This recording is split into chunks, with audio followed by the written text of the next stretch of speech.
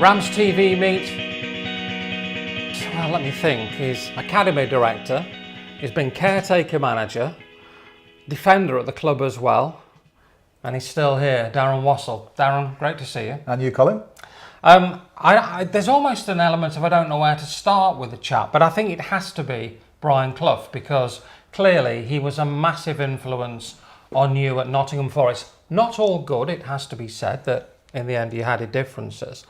But in terms of Derby County as a football club, Nottingham Forest as a football club, and I guess you as a player, he was just such a big influence, wasn't he? Massive influence, and I think anybody that's played under him will have been influenced in usually a positive way, because he was such a charismatic figure and such an influential figure in the time when I started playing. And if you can't learn from somebody as influential and as good as Brian Clough, then there's something wrong. And I started my professional career really at 16 there at Nottingham Forest, leaving school in 1984. And so, obviously your moral code and your upbringing is from your mum and dad, but my football upbringing in a professional sense was for 8 years under Brian Clough. And so you can't help to be influenced, and mostly in a positive way, because he was such a brilliant manager and motivator of men. And so I learned a lot from him, and I've got a lot to thank him for. You're still good pals with Nigel, aren't you? Yeah, the Clough family have been a big influence on my football career, and it was Nigel actually that when I finished my playing career through injury, my professional playing career at Birmingham with a ruptured Achilles, that invited me over in 2000 to Burton and said, just come and have some fun and come and try and play some games, after I hadn't done anything for 6 months and wasn't no intention of going back into football in terms of playing anyway. But I did, and I had 4 or 5 great years there, helping them get into the conference. Really enjoyed my time there, and also it started my coaching career in terms of the Burton Albion youth team, and then he got me in as academy director in 2009 when he became first team manager, having such a successful first spell at Burton. We'll talk about that as we go along, obviously. But the two of you played together at Forest, but the two of you also had a loan spell at Man City, didn't you? Yeah, we keep bumping into each other along the way.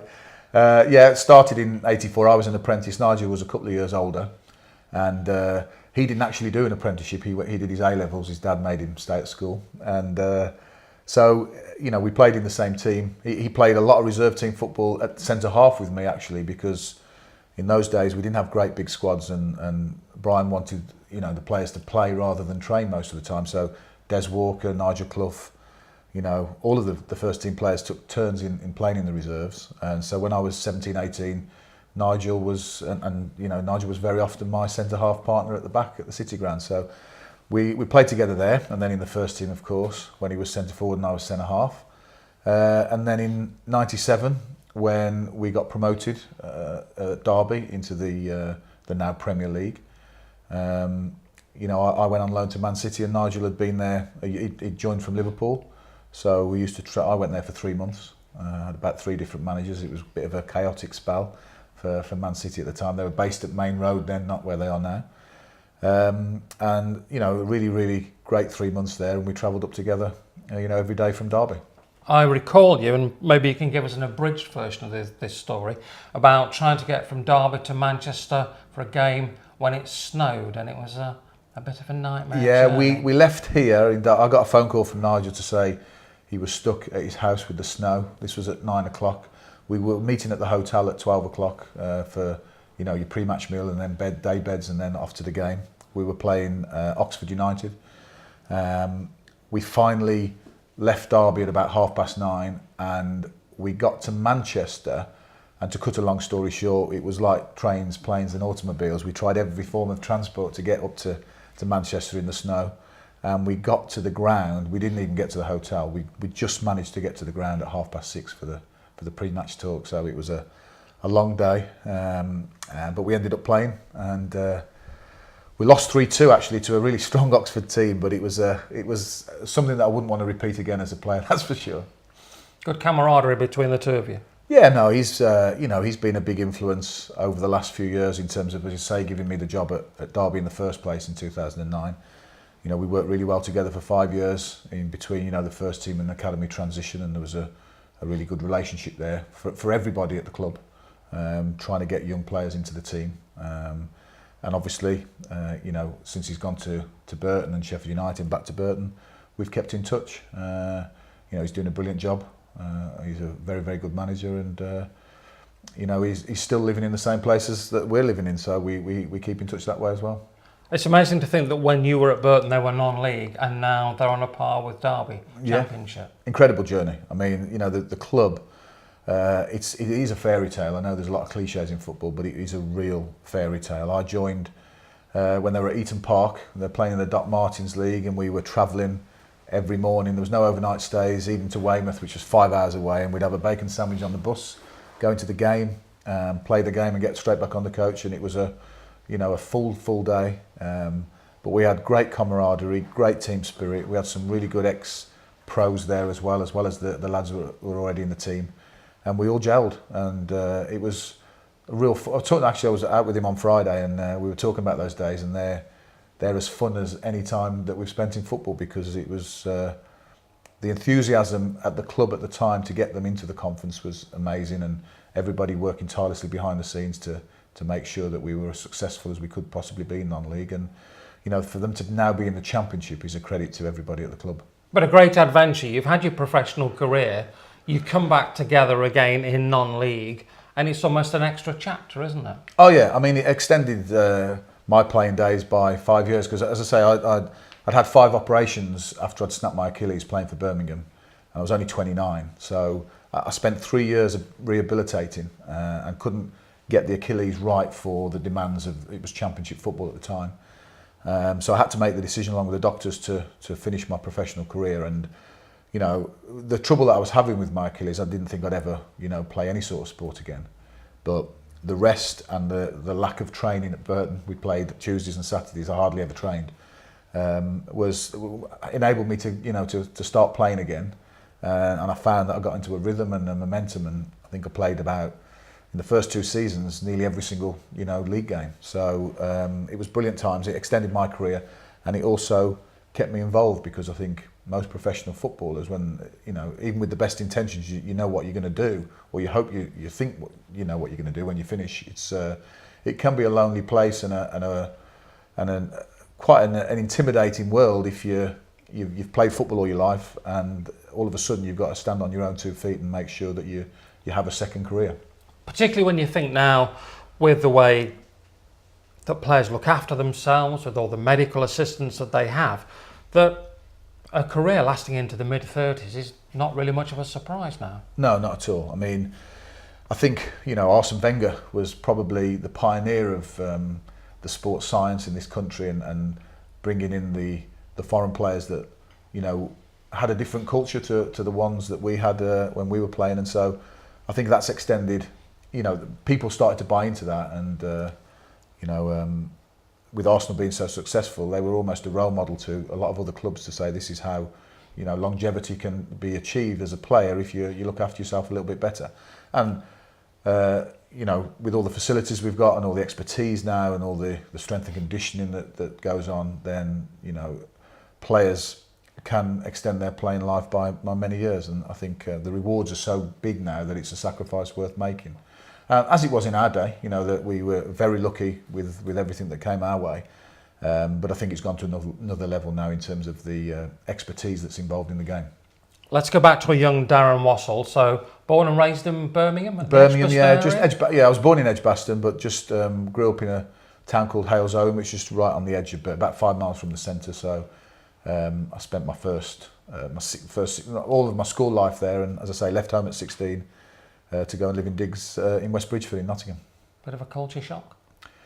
It was a big culture shock, and I think it's having been through that experience of being an apprentice and then a young professional and then getting into the first team. It's in the current job I've got, particularly as academy director, it gives me a lot of good experiences, but empathy also for what the lads are going through, because it's not an easy transition. You go from being at school, being the top man at school in terms of sport. Everybody that joins as an apprentice is the top man in their own area, and then you join a group of like 16, 17 lads who are all as good as you, all coming from different parts of the country and now the world, and you've all got to get on, and you've all got to then prove yourself again on a full-time basis. And you know, you go from doing your GCSEs in June to joining a man's world on the 1st of July, like 2 weeks later, and you go from being a boy, and you have to very quickly become a man in what is a very tough industry. So it's not as easy as everybody thinks in that respect, and so it's enabled me to have patience with the players in terms of, and all our coaches, you know, that a lot of them have had the same experiences. So I think we're very well equipped to deal with what they're having to go through as 16, 17, 18-year-olds. Is it a better transition these days? Because you know they tend to come in at 12, 13, whatever age, and go through that system.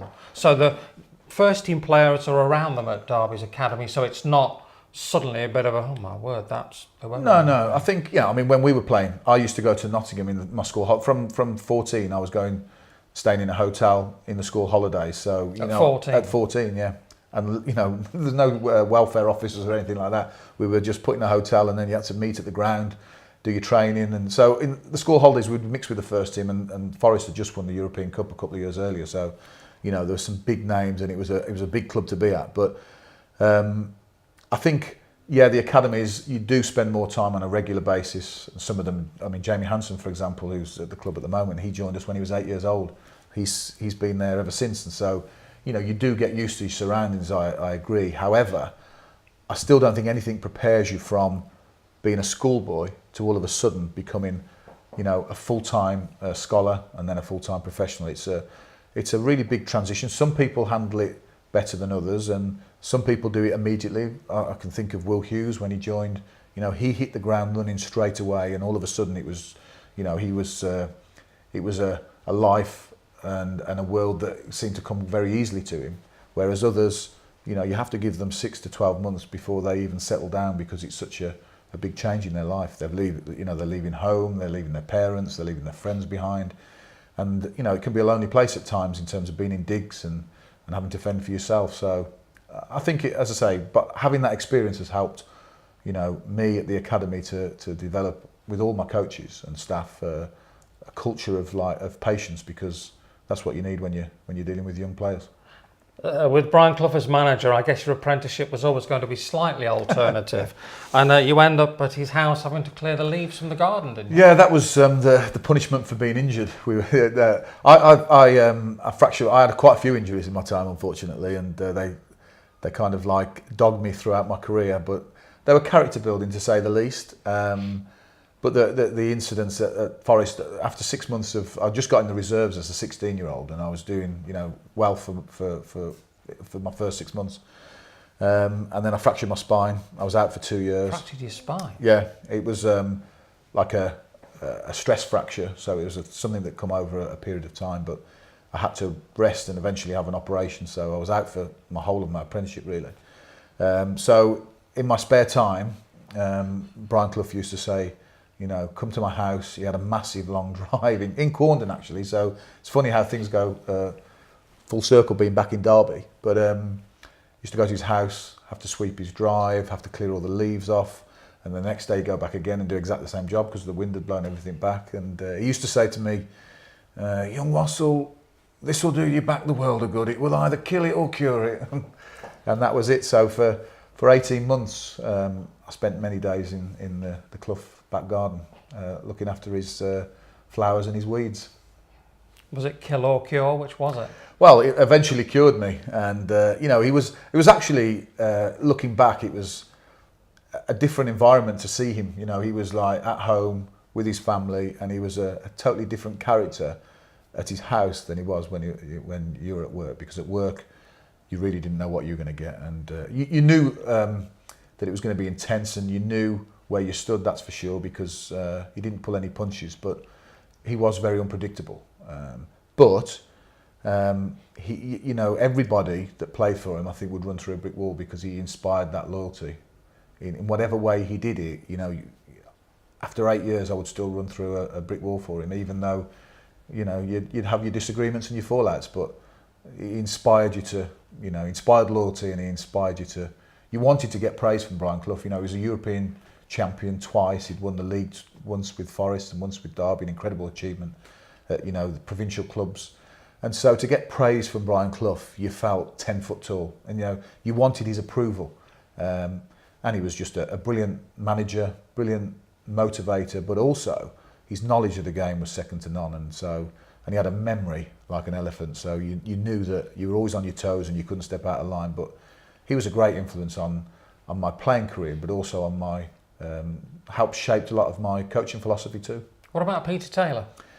Peter Taylor was there when I was a schoolboy, but when I joined as an apprentice, he'd left, and so people that on Brian's staff at that time were like Ronnie Fenton and Liam O'Kane and Archie Gemmell. So I didn't really have the experience of Peter Taylor other than, you know, seeing him around a couple of times when I was in the school holidays. But no, so obviously he was a great influence, and people talk about him and Clough as being a great double act, but I didn't ever really experience that. So the majority of your apprenticeship then is almost lost to this injury. Are you thinking, is this going to happen for me? Have I got to do something special to try and earn this professional contract? I think the good thing for me, it was, you know, out of all kind of bad experiences, you have to take the positives. That's what I've learned over my life. And I'd got into the team as a 16-year-old, as my first year apprentice. I'd got into the reserves, which is, you know, it was a big thing at the time, you know, because the reserves were, you know, open age, anybody could play in it. They played at the home grounds. We played at the City Ground at Anfield at Goodison. So, you know, if you weren't in the first team as a player, as a senior player, you played in the reserves. So, Paul Hart, Bryn Gunn, as I say, Nigel, Des, everybody played in the reserves if they hadn't played on a Saturday in the first team. So it was because I'd gotten in, I'd made a little bit of a name for myself as a 16-year-old with Brian Clough, because he used to come to all of the games. So as a 16-year-old, it was quite a big achievement to get into that reserve side. Even though I'd only played 4 games, I made enough of an impression so because of my injury, he gave me the chance to stay on after my scholarship or apprenticeship as it was then, because really I'd had 2 years in the wilderness and not done anything. So it proved to me during the time also is that I really wanted to be a footballer, because I could have easily given up. You know, 2 years out when you're watching all your mates getting contracts and getting all the plaudits and playing every week. It's long-term injuries, even now, are lonely places for players, and you kind of don't really feel part of anything. So it made me dig in. It made me really ask myself, what do I want to do? And I said, well, I want to give myself the best chance of being a footballer. So I was on non-contract for 6 months after my scholarship, and eventually, in my 3rd year at Forest, so when I was 19, I was given a 1-year pro, just to see really what I could do. And I took it with both hands really, because it was a take it or leave it deal. You know, it was like, it's 150 quid. Your digs you have to find your own digs and take it or leave it. And Cloughie actually said to me at the time, the other coaches, they haven't seen you play for 2 years, so I'm the only one keeping you here, so take it or leave it. And I took it. You know, there's no negotiation. But within 6 months, I'd got back into the reserves. I'd gone on loan to Hereford, and I earned myself a new 4-year contract. And from then on, I started to progress. So a good test for anybody really, in terms of how much you want to be in the game. And you know, I love playing football. That's all I'd done since I was 8 years old. So I wanted to make the most of my chance. So when did the first team opportunity come round? Well, soon really. I was 19, so a bit later than others because, as I say, of my injuries. But I had Ian Bowyer he was a player when I was there as an apprentice, and then he became Hereford's manager. So in the October of my 19th year, he took me to Hereford, and I had a month on loan at Hereford, played 8 games. We had a really successful spell. So that gave me confidence. And also I think Brian Clough and Forest confidence, because they called me back, and the next month I made my debut at the old Dell, Southampton's ground, and we drew 1-1. From there you go on. Yeah. The finals come along for Forest, and you're involved and you're not involved. Yeah. Well, I mean, Des Walker was, you know, he's coaching now at the academy. I brought him in a couple of years ago, and he's been a great asset to everybody. His knowledge and playing at the very top level, what he's bringing to the young lads is really good. But he was kind of, I was almost his understudy really at Forest. He played in my position, and he was an England international, so he didn't get injured very often either. So my early years, my opportunities were limited because, you know, he was an outstanding defender and an outstanding player, and on a consistent level every single week. So a great role model for any of us to look up to, because that's what you aspire to. But you know, we had the '91 Cup final where, you know, I played against Tottenham the week before or 2 weeks before at White Hart Lane, but slight altercation with the manager and I got left out the squad completely, which was quite, you know, a big thing in my life at the time, quite disappointing. But the following year, quite disappointing being an understatement. The following year, I got back in the team, and we got to a quarter-final of the FA Cup against Portsmouth, where we lost in the quarter-final to a first-minute goal where, you know, the keeper dropped the ball and McLaughlin scored, and we were favourites at the time. You know, we had Teddy Sheringham, we were equivalent of the Premier League and Portsmouth in the First Division, and we had Teddy Sheringham, Roy Keane, Des Walker, Stuart Pearce, Nigel Clough, you know, an all-star team, and we were favourites to get to at least the semi-finals that year, which unfortunately we didn't. Darren Anderton put the cross in actually, so that was just the start of his career. And then we got to the two other, you know, domestic finals of that season with the ZDS, which everybody kind of looked down on a little bit in terms of the competition, but actually we played against Southampton, against Dowie and Shearer in '92 in front of 70-odd thousand at Wembley, and we won 3-2, which was an incredible, to win a cup final at Wembley, whether it was the ZDS or the FA Cup, is a major triumph in your career. And then 2 weeks later, I played in the Rumbelows Cup final against Manchester United, marking Mark Hughes, and it was their first domestic title cup of their kind of dominant era. And they beat us 1-0 on the day, but it was actually my last game for Forest. I played with my jaw broken in 2 places, which nobody knew about till after the game, and then I had to have an operation straight after the game. Cloughie, we played Southampton the week before at the Dell, and Ian Dowie, I got elbowed off the ball from a corner in the last minute. He broke my jaw in 2 places, so I didn't think I'd make the final of the Rumbelows Cup on the Sunday. But I had a fitness test on the Saturday, and Cloughie said, as long as you can head the ball, then you're playing. So he told me to close my mouth and keep my mouth shut, and that's what I did. And so I played the final with a broken jaw in 2 places, and then the next day I had the operation, and then after that I was out of contract and I joined Derby. What went wrong with Cloughie? For you, that is. For me, you know, we'd had an altercation the year before the FA Cup final, and you know, I felt it was time to move on. Even though I spent another year there, I just felt it was time to move on. And I had great opportunities. You know, Forest wanted to sign me at the end of that season, and it was a real temptation because I'd been Des's understudy for so long, and Des was getting his move to Italy. And you stick with what you know. Yeah, and I'd been there 8 years, and I was established, and you know, that was the easy option to take. But at the time, you know, I had Chelsea interested, and when they were at Stamford, you know, the old Stamford Bridge with the shed end and all that sort of stuff.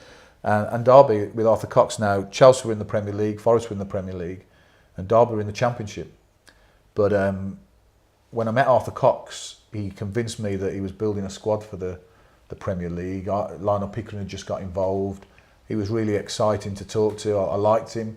He reminded me a lot about Cloughie's values and about, you know, where he was going. So I decided that I'd take the chance and come to Derby, which I've never regretted ever since. You know, you sometimes look back and think, what if I signed for Chelsea, or should I have stayed at Forest? But I'm not that type of person, really. I think once you've made a decision, you go, I've done this for a reason, and I'm going to make the most of it. And you know, I signed for Derby as a 24-year-old in 1992, and I've lived here ever since. So it's there's been a lot more positives than negatives in my time over the last 25 years. Was the move back in '92 as controversial as it would say be seen now when Chris Commons came to Derby? Yeah. That was, again, I'm going back to the 80s when John Robertson, who'd been a European Cup winner with Forest, came to Derby. That was seen as controversial, was almost the the final wedge between Clough and Taylor. Yeah, I think at the time, because I'd been at Forest 8 years and I'd just established myself properly in the team, you know, playing those 2 cup finals, and, you know, everybody thought, well, he's the natural successor to Des, he's off to Sampdoria, and you know, I would sign my contract. So I think it was a shock to a lot of people that I left Forest anyway, but then to come to Derby was, you know, kind of like not well received, and it didn't really mean anything to me until I actually came to, well, it didn't occur to me how the massive rivalry between the 2 clubs, because we hadn't had that much to do with each other over those 8 years. Forest were in the equivalent of the Premier League and Derby were, you know, in either the Championship or League One, so we hadn't had that many games against Derby in that period. But when I joined Derby, I still had loads of friends back in Nottingham. I was living in Nottingham. I used to go into town and get the bar everywhere you went, and so it settled down after about a year. But you realise the enormity of what you'd done in terms of how much it meant to people on both sides. You know, I remember going into a presentation. When I was at Forest, I'd agreed to do a presentation in Ilkeston for a local boys team at the end of the season, and it was the time when I'd just joined Derby, and so I walked into the pub. And half the room were booing, An and half the pub. An Ilkeston pub, yeah. Yeah. So half the room were Forest fans, and they were booing. Half the room were Derby fans, and they were clapping. So that brought it home to me, you know, the intense rivalry between the 2 clubs, really. One of your earliest games must have been back at the City Ground for Derby, wasn't Yeah, it? well, it was 2 in a row, really. We had we went back for Steve Sutton's testimonial right in just at the end of pre-season, and then it was the second game of the 93-94 season where Forest had been relegated, so they were back in the Championship, and because they'd spent the first year in the Premier League, they got relegated.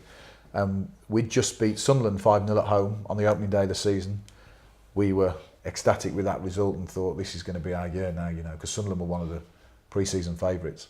And then we played Forest on the Wednesday night, and we went 1-0 up. I think Michael Forsyth might have scored, actually. And then Ian Woan equalised.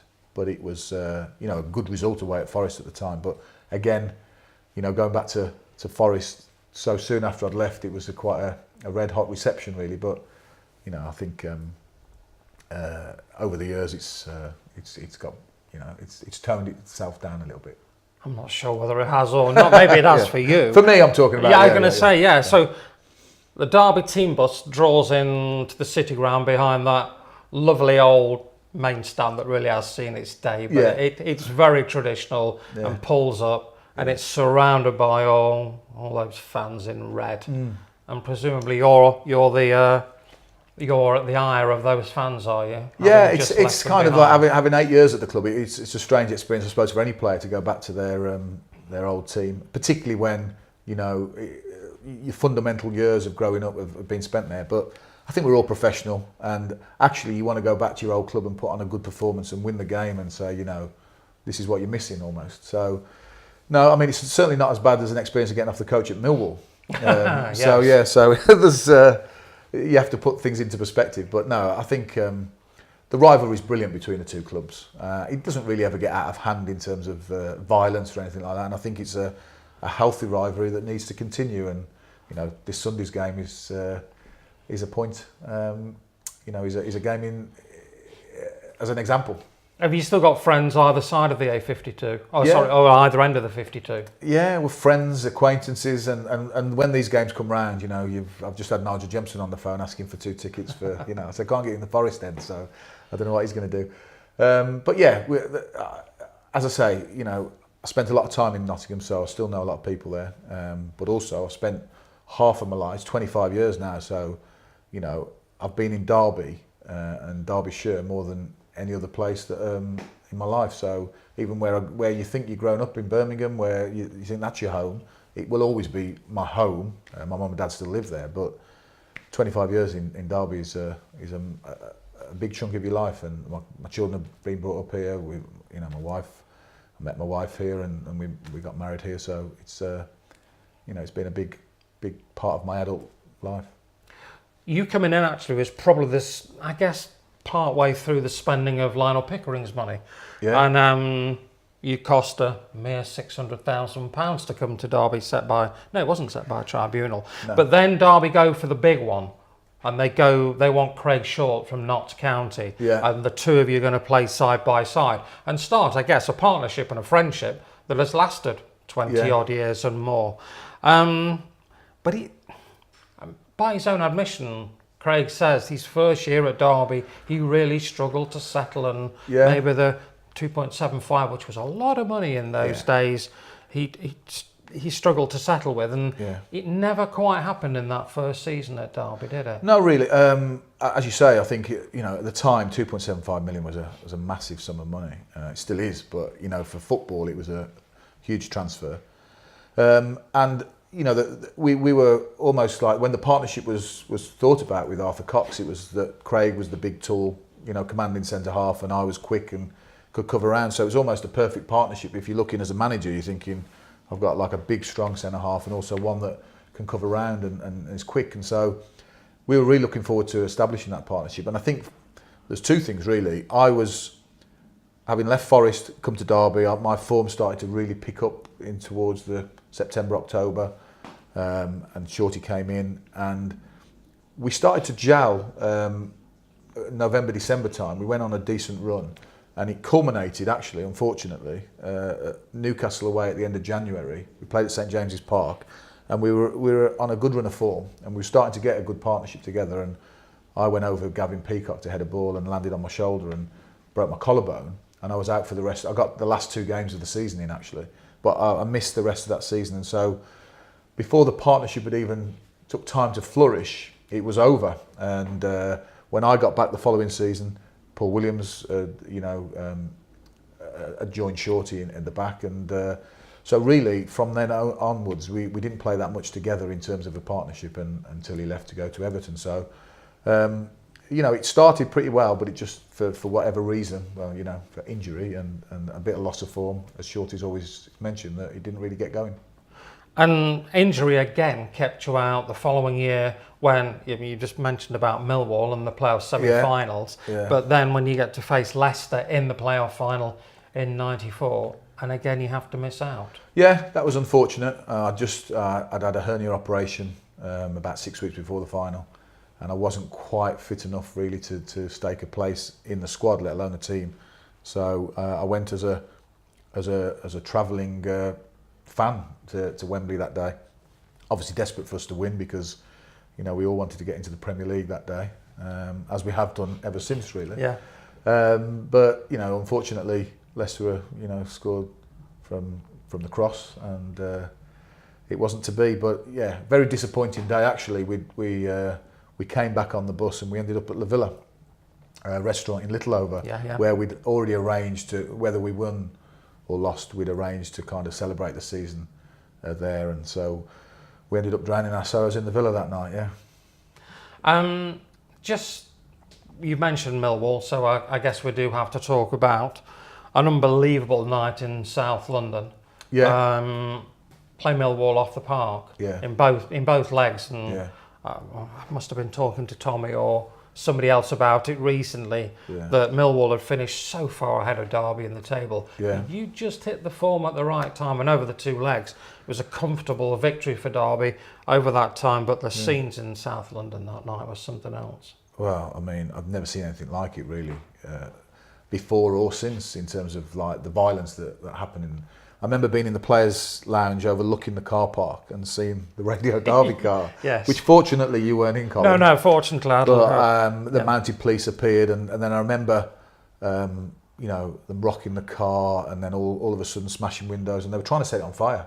And it became, I mean, we watched the whole scene unfold, and it was quite, it was scary really to see. And we were told that we couldn't come out the ground because it was too dangerous to leave the stadium. Eventually, the team bus, when the mounted police had come in for about the 10th time and cleared the car park, the team bus arrived. It must have been midnight, and we all got on the bus, and the police got on and said, everybody lie on the floor and make sure that you're not seen, because you can get ambushed at any time around the corner. So it was quite a scary night that night for everybody, I think, and something that soured the occasion in terms of as you say, the performance on the pitch was absolutely brilliant, and credit to everybody involved. But yeah, it was the horrible side of football that night, and fortunately they are they're rarer and rarer, aren't they, over the last 20 years? But they were the worst scenes that I've ever witnessed in terms of the hooliganism that occurred that night. But we got out safe and sound, but unfortunately we just couldn't win the final.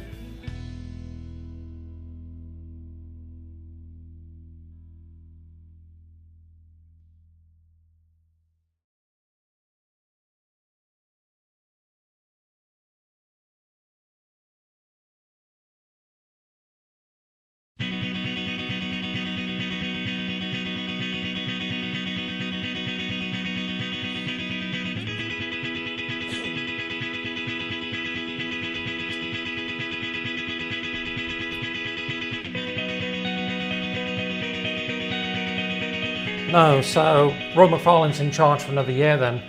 Yeah. Roy leaves, Jim Smith comes in, and the team then really does start to change. But Yeah. you stay in there, and Yeah. eventually Derby do get to the promised land. Yeah, it's interesting because obviously we didn't start the promotion season. We didn't start brilliantly, and I think that the turning point. I played the first 10, 15 games of that season, and then rolled my ankle against. I think it was Southend at home at the baseball ground, and missed quite a few games up until Christmas, and then I think the turning point in the season was we got beat 5-1 by Tranmere away, and I know Gary Rowett was in the team, and Igor had just joined. I think it might have been Gary's first time. It was Igor's debut as well. Yeah, scored on his debut. Yeah, I think Gary played right back that day as well, and so he changed the team, and obviously the result didn't go our way, but from then on something clicked, and all of a sudden we went on a 19-20 game run, which culminated us getting automatic promotion against Crystal Palace at home. So yeah, brilliant scenes that day, brilliant achievement by everybody on the playing staff and the coaching staff. You know, it was kind of, you know, Jim Smith had come in, changed it all around, and he got us promoted. So it was just the start of the Premier League. Had been going for about 5 years, hadn't it? And we were moving into Pride Park the following season, so it was the icing on the cake, really. It's odd, isn't it, sometimes in football, because you try all these different things, you spend money sometimes, and you get close, but it doesn't work. Yeah. You bring in what you might call a wily old manager, and a very untested first-team coach called Steve McClaren at that time. Yeah. And those two gel, Yeah. and this combination of players, and suddenly, there you go. We're in the promised land, yeah. And it took one season. Yeah, but I know that at the start of the season, and this is where it was, I remember being away at Barnsley, and we were, losing, and the crowd were kind of calling for his head. Yeah. And so I remember Graham Richards calling for Marco Gabbiadini to be marched out of Barnsley, marched out of Derby, and never wear a Derby shirt again. I don't think Marco's ever forgotten that either. They do talk these days. I bumped into him last week, and he's still talking about that day now. But yeah, so it just shows you how quickly your fortunes can change in football, because it wasn't kind of a smooth run from the start of the season where we went unbeaten and everything was rosy in the garden. The first 2 or 3 months were tough, but everybody stuck together, and eventually that the form started, and then the momentum grows and the confidence grows. And as you say, Jim had been around a long time. It was Steve's first job. He was like really keen to do well, and the combination of the two of them and the players that they brought in got us into the Premier League. So Derby, as you say, in the top division, but for you, it's almost a time to go back home, isn't it? Well, yeah, I went. That's the year that we got promoted. I realised pretty quickly that we were bringing in some big name players, and it was getting harder and harder to force your way into the first team. So I got a chance to go to Man City on loan, which is what we just talked about with Nigel. So I spent 3 months on loan at Man City. Came back injured, actually, with an Achilles injury, which wasn't the one that finished me, but it was on my other leg. Had the operation, had 3 months rehabilitation, and then on deadline day, I hadn't played a game for 4 months, and on deadline day, Jim Smith said, Steve Bruce has got injured at Birmingham, and Trevor Francis is looking for a centre half, and I've recommended you. So Birmingham were in the Championship at the bottom of the league. Trevor had just taken over from Barry Fry, and I went to Birmingham on the Thursday, having not. I'd played 60 minutes in a reserve game the week before, my first game back, and he threw me straight in against Crystal Palace. It was a loan move to the end of the season. We had like 10 games to go. He threw me in away from home, at Selhurst Park with a partner, Gary Ablett, who sadly has passed away. What a fantastic player and person he was. I only knew him for, a short period, but what a player. And he played on the left, I played on the right. We got a 1-0 win. And the rest is history. We went on a run of about 9 games unbeaten. We went from 3rd or 4th from bottom of the league to nearly playoff challenging position. And then at the end of that season, Trevor offered me a 3-year contract, which I obviously was delighted to sign because I was playing first team football and that's all I ever wanted to do. I didn't want to sit around and be sub at that time in my career. And Birmingham, massive club, going home as you say, and gave me a great opportunity. Unfortunately, with after 30, I'd played the first 27, 28 games in the first team for them, and then ironically we went back to Nottingham Forest to play in the November of my first year there, and I was chasing Kevin Campbell down the line, and my Achilles snapped on my other leg, and I never played again. How did you deal with that? Well, at the start, I'd had a lot of injuries. My back at Forest, my groins at Derby, my other Achilles at Derby. And you always thought you were going to get back. So when I felt the tear actually when I was running, so I knew I'd done something quite serious. But I just thought, well, I'll have the operation and I'll be back in 6 months. I've got a 3-year contract, so I thought, well, this season's probably a write-off, but I'll be back for the next 2. For whatever reason, they didn't find the root of the cause until I'd been operated on 3 times. So it took a year to sort the problem out, and then because of that, I got other injuries, and I ended up having 5 operations on that same leg, and I just couldn't get back to the intensity of training full time. So at the start, it didn't seem real, but then as the 3 years went on and the rehabilitation just continued and continued, I started to realise that this may be the end in terms of my professional career. And so I had a little bit more time than probably if it had ended like with a leg break and you knew that you could never play again. I had like probably 2 seasons to get to terms and come to terms with what was going to be reality. So I started doing my coaching badges while I was at Birmingham, and that put me on my road to, I worked with Brian Eastwick at Birmingham to start with. He gave me a job doing the under 11s, so I coached those for a few months, and then when I joined Burton with Nigel, I continued my badges, and then that's when we set up the youth team about 3 or 4 years later. And that really was the start of what you would call the next phase of your career, wasn't it? Yeah, certainly. Yeah, I mean, it was obviously gutting to finish because I didn't want to finish. I wasn't ready. I was 29 when I got the injury. I wasn't ready to finish. I thought, as you said before, I've got another 6 or 7 years playing at the championship at least level. So it was really disappointing to have to finish prematurely. But you have to make the most of it. And Nigel gave me the chance at Burton to extend my career, as I said, but also, encouraged me to do my badges, but also encouraged me to set up the youth team at Burton. I approached him, I think in about my 3rd season. We just set up Soccer Stars with Pat Lyons. So we were doing a lot of coaching anyway. And I said, Burton didn't have a youth team. And it seemed the next natural step for me to say, can we try and get something going? And he was really supportive. We set it up. We set up a college scheme with Burton Albion within about 3 months of the initial inception of the idea. And we won the league, the Conference Youth League, 2 years running with a team of players that had been released by professional clubs. And in fact, the biggest outcome of it was John Brayford. He'd been released by Man City as a 15-year-old. He'd got disillusioned with the game. He was persuaded by his dad to come to a trial at Burton, which we set up on Eaton Park, just off the cuff, in the May, June time. He came. We had to take him off after about 15 minutes because we thought if anybody's watching him, we're going to be in trouble here because he was head and shoulders above everybody else. Actually recommended him to Derby, because he said he's too good for us. He should be playing. He should be a scholar in the championship, but they didn't take him, which was their loss and our gain.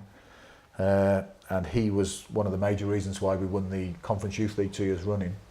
He got in the first team with Nigel, and then obviously got his move to Crewe, and then Derby eventually bought him when Nigel became manager. So he was the start of our kind of real love affair with youth development, and it's continued at Derby ever since. Tell us about Soccer Stars and your friendship with Pat Lyons. Yeah, well, Pat, believe it or not, there's 10 years between us, and so when I joined, 10 years his junior. I'm 10 years younger than Pat. Yeah, obviously, yeah. It's just so happened that when I joined Derby as a 24-year-old, he was an apprentice at the club, and very highly rated and very talented young player.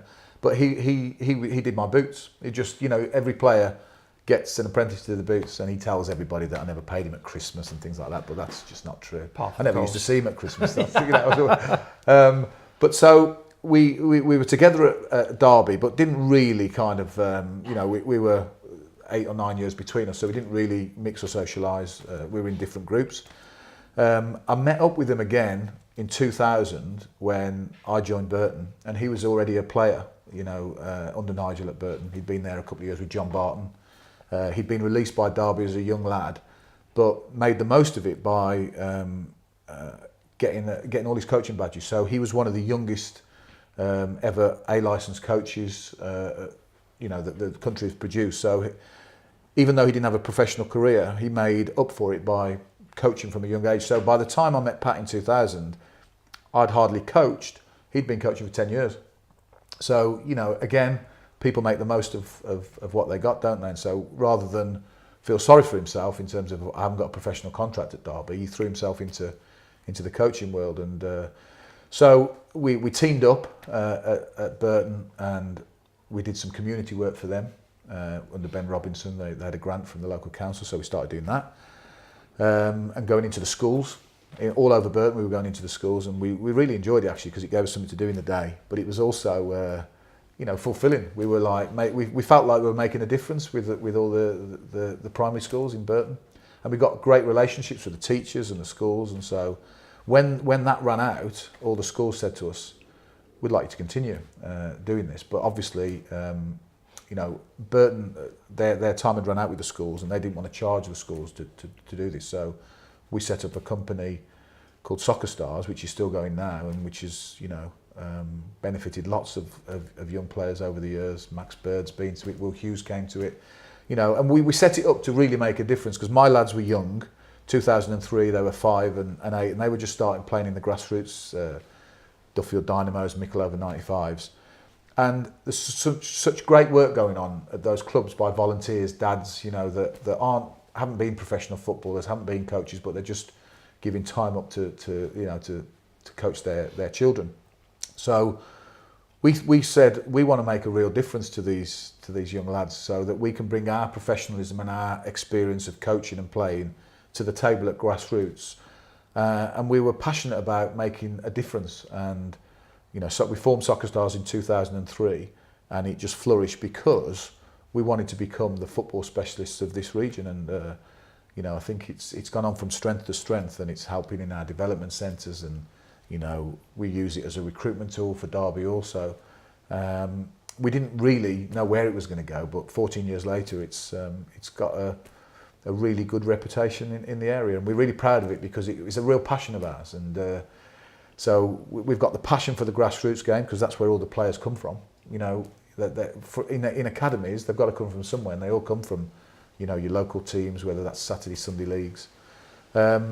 So we feel like we've made a real contribution in that respect. But also, from the academy point of view, we've got a passion for the elite performance as well. And so it's been a really good mix in terms of the experiences that we've gained over the last 14 years, really.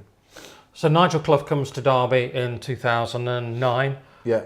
And you then get the opportunity to come to Derby to take over at the academy, where you still are now. Yeah. It was I'd left Burton when Nigel was still manager to myself and Pat went full time into Soccer Stars, because it was really taking off. So we had to make a decision, what do we do? So we left Burton. But within 18 months, I got a call from Nigel. He just got the job at Derby, and he said in the summer of that year, he wanted to make a change, and he asked me whether I'd be interested in going in. So it was a call out of the blue, really. And I said, yeah, I'd be really interested. Didn't really know what the job entailed. I'd coached in Derby's academy 9 years earlier as an under 9, under 11. So I knew it from a part-time point of view in terms of a coach, but I certainly didn't know the sort of role that it would entail being academy manager. But I said, yeah, I'd love to do it. I'm passionate about my coaching, passionate about youth development. So he saw that, and he put me in charge. And so I was able to. The fortunate thing when I joined is that my youngest son was already in the academy. He'd been picked up a couple of years earlier, and so as a parent, I was going into the academy, watching him. But so when I went in 2009, I knew all the coaches in terms of the ones I thought were on the same page as me, the ones I thought they could do with a little bit of work or they might have to be moved on. I knew parents about what they thought of the academy, where they thought we could improve. So it was quite a strange occurrence when I actually was announced as academy director. All the parents were looking around thinking, "I've been nice to him." No, and so it was good. And the first thing I'm a joke about it, but it's true. We always moaned that we hadn't got a parents' room. So in the freezing cold at Moor Farm in 2008, 2009, we used to stand there waiting for the kids to get changed, freezing to death, and everybody used to moan. And so the first thing I did when I became academy manager was to promise them a parents' room that they could go and get coffees and teas and biscuits and bacon sandwiches. And I got a standing ovation, in the first induction. So it's nothing to do with football. It's about just keeping the parents happy. But so it was quite an unusual, quite a strange feeling for me going from a parent to becoming academy manager. But I soon got my teeth into it, and I was able to get my own staff in, which are still there now, and they're doing a brilliant job, both the coaches and all the staff in all the departments. The great thing about the academy is that people have been there now for 7 or 8 years.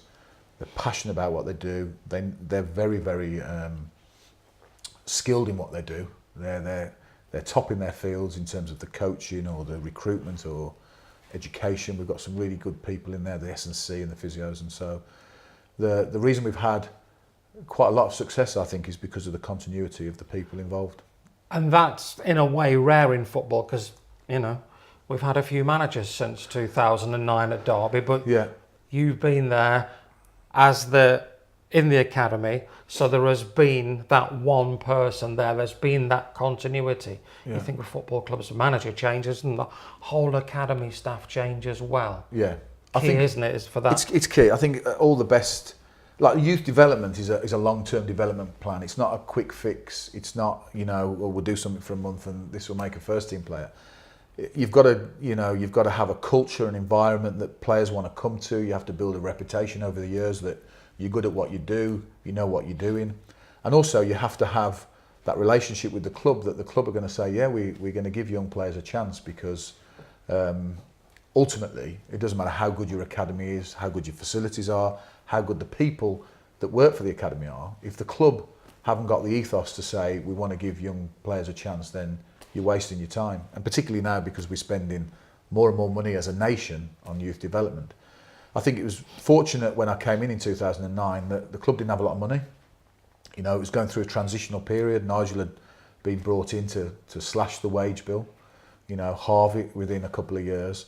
And so we didn't have the money to go out and buy a £5-10 million player. So there was a will, but there was also a need. And I think the two ones that stand out, obviously the two players, are Will Hughes and Jeff Hendrick. And they were given their chance by Nigel, one, because he wanted to, but two, he probably had to. But the good thing about it was that they stayed in the team because of that sort of necessity, and they made mistakes, but they learnt from them very quickly. And Nigel always said to me, we won't get the benefit of playing these players today, tomorrow, next week, this season. The club will get the benefit in the next 2 or 3 seasons when they learn from their mistakes and they become seasoned professionals. And Will and Jeff are great examples. It's a blueprint really for the football club in terms of they stuck with them. They weren't the finished articles by any means when they first came into the team, but they show potential, and the club have got 15. They've had 400 odd games, out of them. They've represented the country. Will, second youngest ever England international. Jeff starring at the Euros last year, and again last night in the World Cup, playing in the Premier League. And they've got £15 million for them. So, and I think the fans like it as well. You know, homegrown talent stepping out onto Pride Park is a real fillip for everybody at the club. And you know, there is that will. I mean, we're in different circumstances now in terms of, you know, we've spent more money over the last few years, so it is more difficult to get the players through. But we've got some very, very talented youngsters, and they prove when they're given a chance that they're, not all of them, but some of them are good enough to stay in there. So I think there's still, well, there definitely is still a will at the club to do that, and long may it continue, because you know it's a very important part of the community as well. I mentioned there's been a few managers since 2009, since you came into the academy. Yeah. And eventually in February 2016, yeah, you were offered the chance to take the first team through to the end of the season and into the playoffs and semi-finals against Hull City. Yeah. Now you've had time to reflect on that. Come on, hand on heart. What was it like? Well, we'd had a previously very small experience against Ipswich, actually, if you remember, where, you know, one of the most entertaining games at Pride Park you've ever seen for them. What people don't know is that, you know, that Steve McLaren took the team to it before the game and at half time. So, you know, it's something that, you know, is not out there, but it's quite interesting when you look back about how it was spun at the time. So then, obviously, you know, it was difficult circumstances at the time in February. I was just coming back on the bus from Wolves in the under-21s.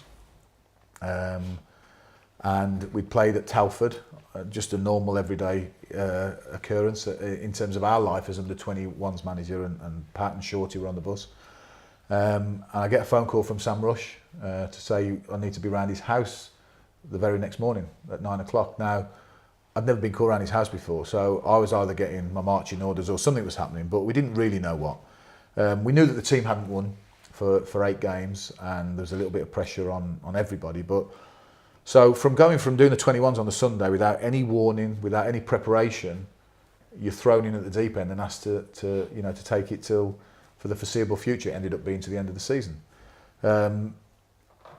You know, I think what it proved is that all your philosophies of what you've been brought up with, Brian Clough, and what of my coaching philosophy and my managerial philosophy in terms of man management, motivation, tactics, etc., was transferable. You know, we took a team that hadn't won for 8 games. We lost our first game against MK Dons, which, you know, wasn't in the script. We all thought, oh, you know, we'll win this game and we'll kick on.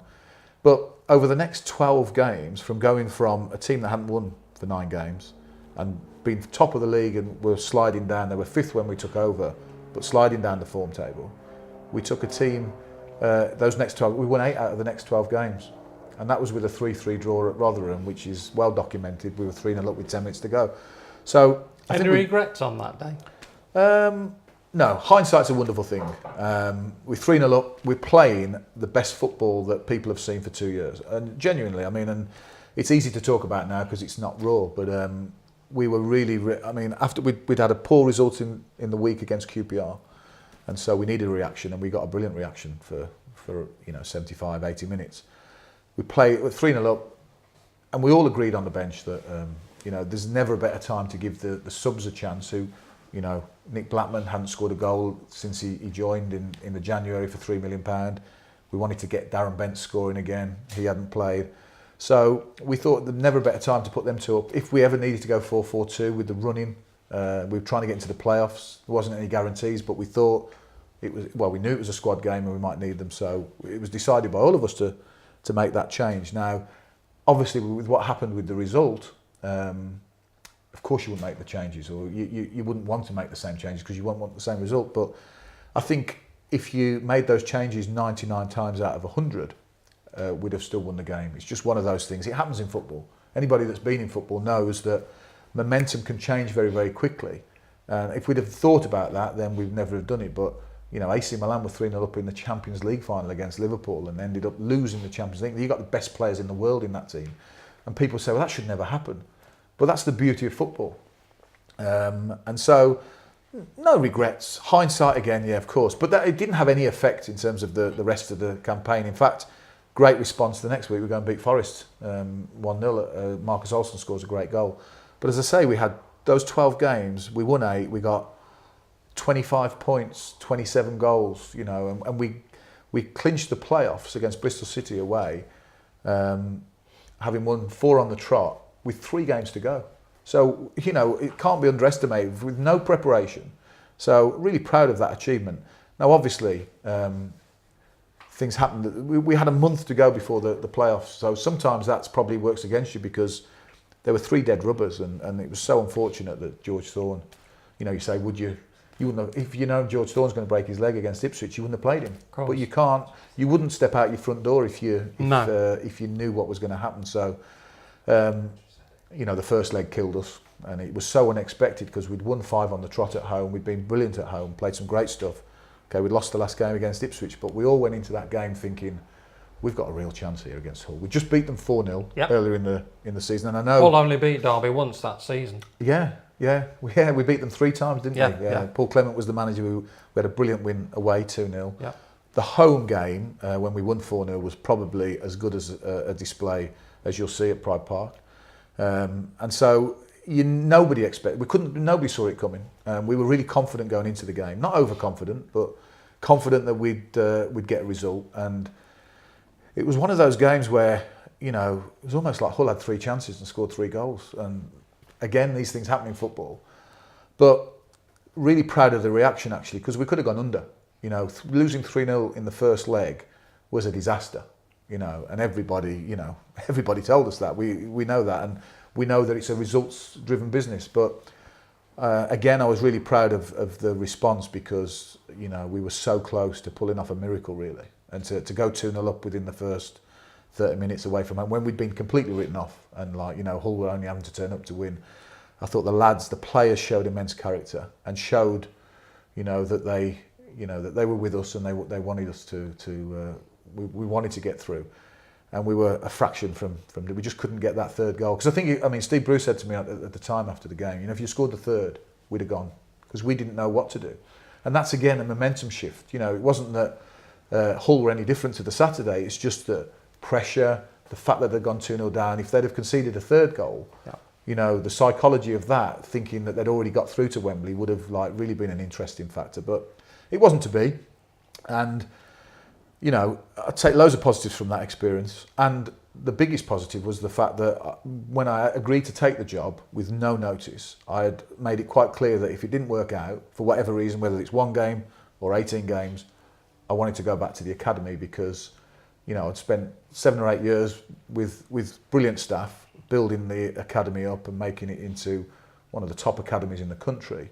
And I didn't want to waste that work, and you know, it's still ongoing and we've still got loads to do, but you know, there's some great players there and some great people, and we've built a really good team, and you know, Derby County should be really proud of what they've got in their youth development network.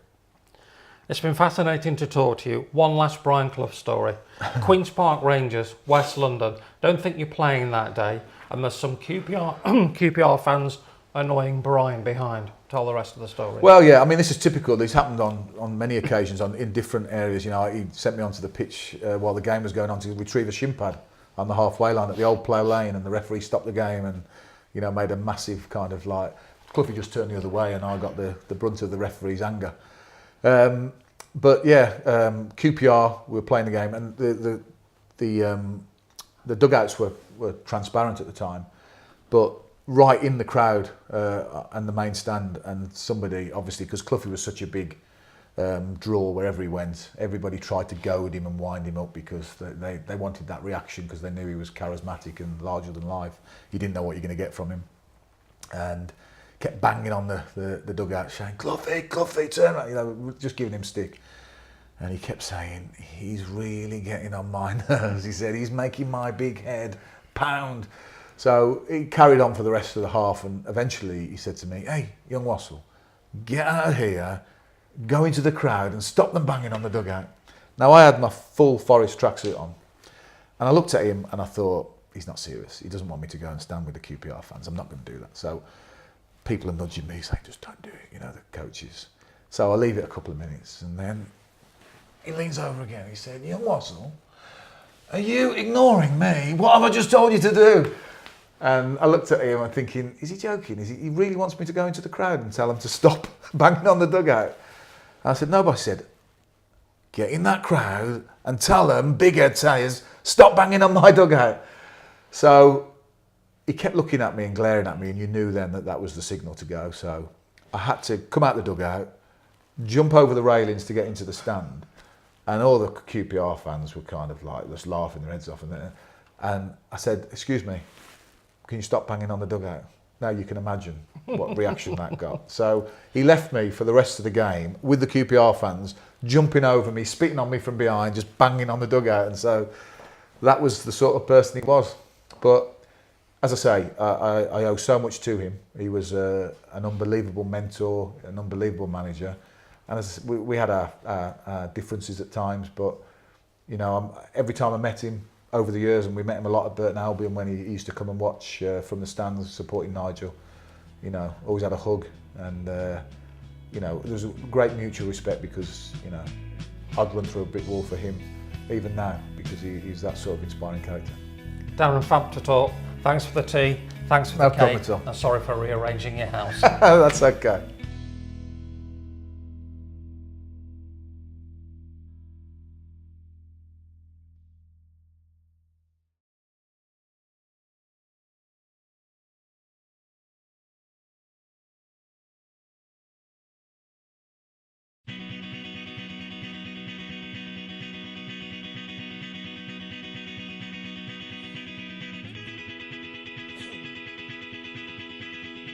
Hi, I'm Darren Wassall. I'm the Academy Director at Derby County. Come and join me for a trip down memory lane with Colin Gibson, a few current stories and a few old stories about Brian Clough and the like, so look forward to seeing you. Set me onto the pitch while the game was going on to retrieve a shin pad on the halfway line at the old plough lane, and the referee stopped the game and made a massive kind of like, Cloughie just turned the other way and I got the brunt of the referee's anger. But yeah, QPR, we were playing the game, and the dugouts were transparent at the time, but right in the crowd and the main stand, and somebody, obviously, because Cloughie was such a big draw wherever he went, everybody tried to goad him and wind him up because they wanted that reaction because they knew he was charismatic and larger than life. You didn't know what you're going to get from him, and kept banging on the dugout saying, Cloughie, turn around, just giving him stick. And he kept saying, he's really getting on my nerves. He said, he's making my big head pound. So he carried on for the rest of the half, and eventually he said to me, hey, young Wassall, get out of here, go into the crowd and stop them banging on the dugout.